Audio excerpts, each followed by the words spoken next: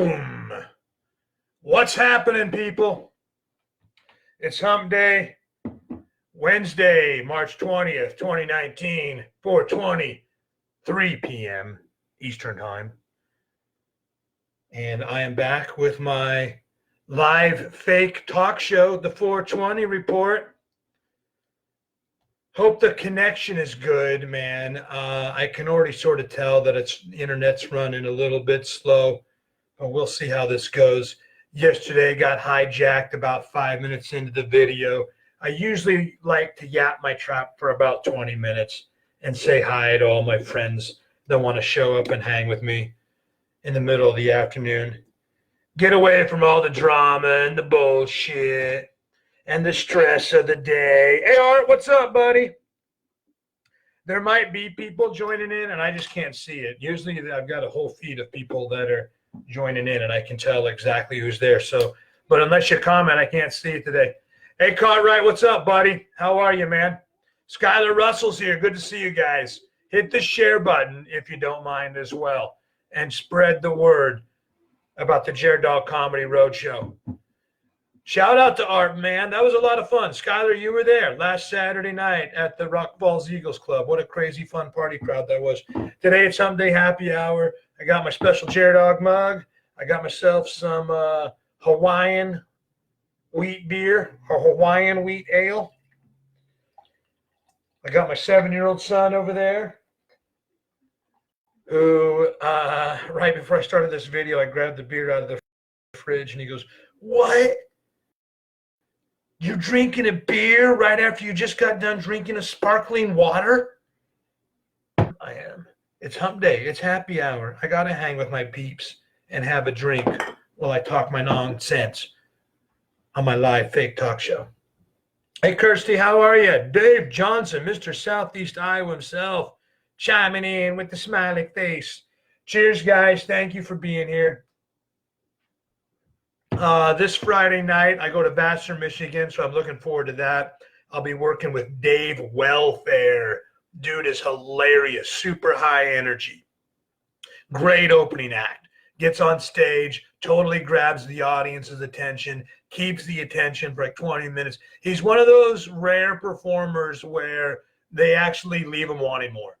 You know, I think a lot of comedians, me going off on just my quick opinion on a quick soapbox type rant, is I think a lot of comedians wear out their welcome. I've definitely been guilty of that.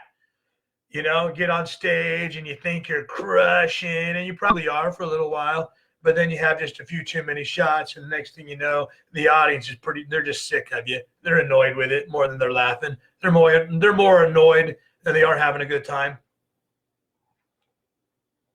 So I'm looking forward to that. And then this Saturday, March 23rd, Dryden, Michigan, Dryden Bar and Grill. So that's what I got coming up this weekend. And then next week, next Wednesday, I hit the road for a 3-week Rocky Mountain High tour, leaving Iowa, going through South Dakota, North Dakota, Montana, Idaho, Oregon, Washington State, and then pretty much doing the reverse back, hitting a completely different set of venues. So that's going to be a lot of fun, man. We're going to do a lot of 420 Report live fake talk shows from the road in the middle of the Rocky Mountain High Tour. I like to do one of those, especially once the weather gets nice. As soon as the road conditions are nice and clear, I do like to take maybe a 2 or 3 week road trip out there and just really hit it hard. Venue after venue after venue, come back with a nice big fucking fat wad of cash. But that's not what it's all about either. It's about making sure people have a good time. Dude, I was cleaning up Sunday morning. I think I found your voice. It was lying on the stage. Nice, Art Walters, dude.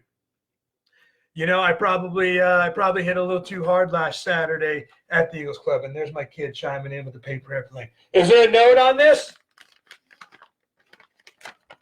My son just threw a paper airplane note at me. Let's see what it says. Hey, let's go to the mailbag today on the 420 Report. Hey, Dad, you want to pee your pants. Hilarious.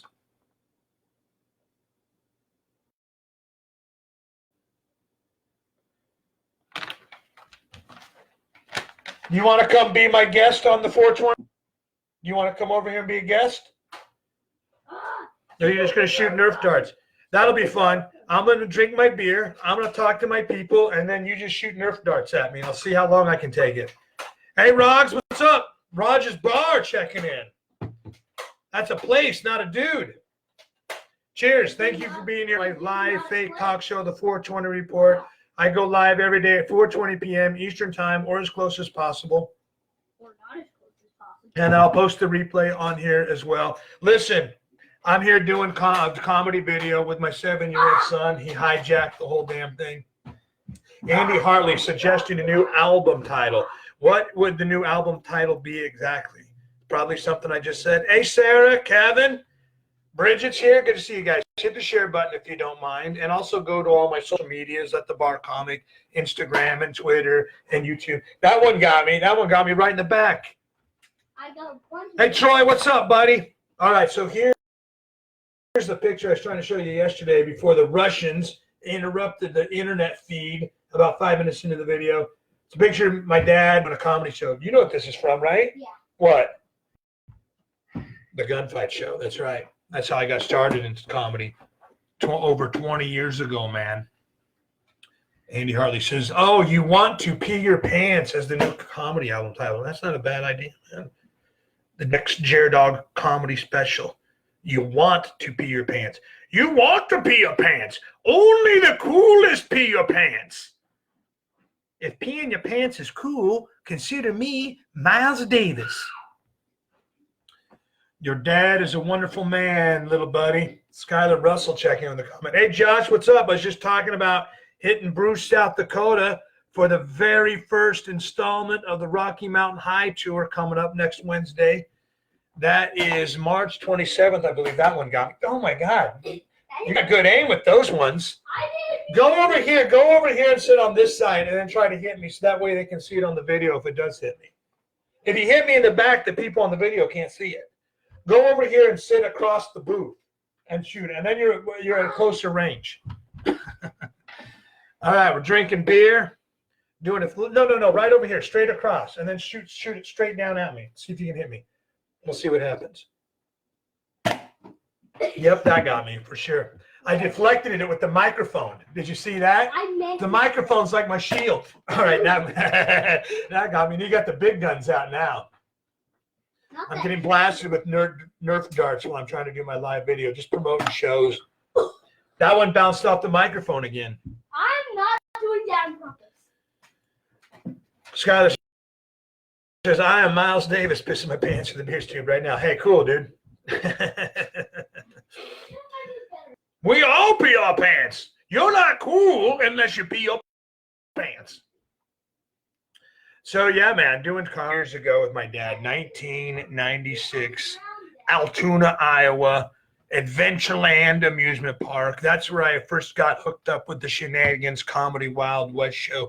20 years, man, and it's a lot different just being the funny guy at the frat party versus actually getting on stage and doing professional, tried and true comedy for the masses. It's like a whole other skill set. That's something else I think a lot of comedians don't realize. Like anybody can be a jackass like my 7-year-old son and run around interrupting people when they're trying to do their videos. But to actually put that together as something that people want to see 5 times a day and come back to, and they laugh their butts off every single time. You can be a jackass. You can be funny. You can be the clown. But to do that professionally is a whole other skill set. And that's what I learned coming up the ranks. The Shenanigans Comedy Wild West show, man. And then my dad got involved. I started in like 93 or 94. And then my dad got involved a couple years later, 1996. And he picked it up, man, which was always, it was fun. It was fun because my dad was he's not with us anymore, but, you know, he was a big Wild West guy. He was like a Wild West collector, an aficionado, connoisseur, right? It's kind of like his hobby. And then to have me in an actual Wild West show, he just thought that was super cool. And then we had a point open up where we needed another guy to give us some days off. When I was 19, 20, 21 years old, I was like, hell, I'll just do comedy every day. I don't need a day off. I love this shit. It's so fun. You don't have to get up until like 10, 11 in the morning. You don't have to be to work till later on in the, like the first show is like at noon. You got to be there till like 11 a.m. You're done by 5 p.m. for the most part.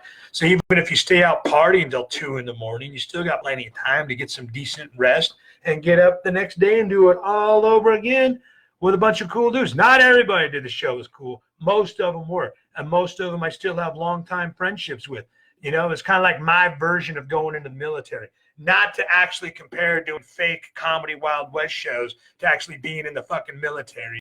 I'm just saying, in terms of like developing a bond amongst a band of brothers, of friendships that last a lifetime. That's pretty much what happened back then. So it was really cool that my dad was able to join the crew for just the days off. We used to compete like how many days in a row you could work before you needed a day off. And the first one that would want the day off would be, everybody would call him the pussy, right? So I think I went like 45 days, 46 days straight without actually taking a day off back then. But that was what my dad's role was. He was the day off guy. And my friend Eddie Nickerson, who I started the shows with back then, and we had like a little tension between us for a while because I like to get on stage and do improv. I like to fuck around, and he was a very much by the script kind of a guy. And that's still the way I do it, man. I'm very much an improv kind of a guy. Like last Saturday night at the Eagles Club, when I showed up with Nathan Tricky Allen, we decided to do a whole different second half of the show, something completely new that we'd never done before. And we were down in the basement, quote unquote, dressing room, writing up the gags that we were going to do. It was like an hour before the show. He goes, well, how are we going to do this? How are we going to do that? I go, dude, just leave it to me, man. As long as we've got a loose structure, I can fucking get us there. I'll just flat my trap enough until something eventually will come out. And, it's like you don't even need to have an act. When you got 20 years of experience, there's 20 years worth of fucking jokes you can just pull out of your ass if need be. So, hey, Laura, good to see you, dear. I was just holding up this picture I got with my dad playing the sheriff, and I was playing the dim-witted deputy, and we were a hell of a comedy team back in 1996. And what was cool about that is like I was tall and skinny. He was a little bit shorter, and he's a big dude, big old belly sticking out there that used to bump up against me. And so that was fun for a little bit of physical comedy. But we also looked alike. Like we had damn near the same beard. And so it was a very, very fun, like just physically, it was a very good sight gag, just the two of us out there on stage. And then, of course, the chemistry between us with him playing the straight man and me playing the smart ass, that was already somewhat natural to our relationship anyway. So, I mean, there's a lot of cool father-son comedy teams out there. The Stillers, Ben Stiller and his dad, Jerry Stiller. But it's kind of rare, and it's something you don't see these days in general as a comedy team. That's something I was really enjoyed doing last weekend at the Eagles Club with Nathan Tricky Allen when we got on stage together in the second half of the show, is just firing back and forth and knowing when the other person is passing the ball over to you, metaphorically, for you to take it and run with it, being able to have the type of chemistry that you can bounce back and forth and then create material completely on the fly. And it's something you don't see these days, but I want to bring it back. I want to bring back the comedy team. My favorite part about doing comedy is not just being the one guy on stage, the center of all the attention and getting all the glory and fame. Trust me, that is pretty fucking cool. I do like it a lot. But my absolute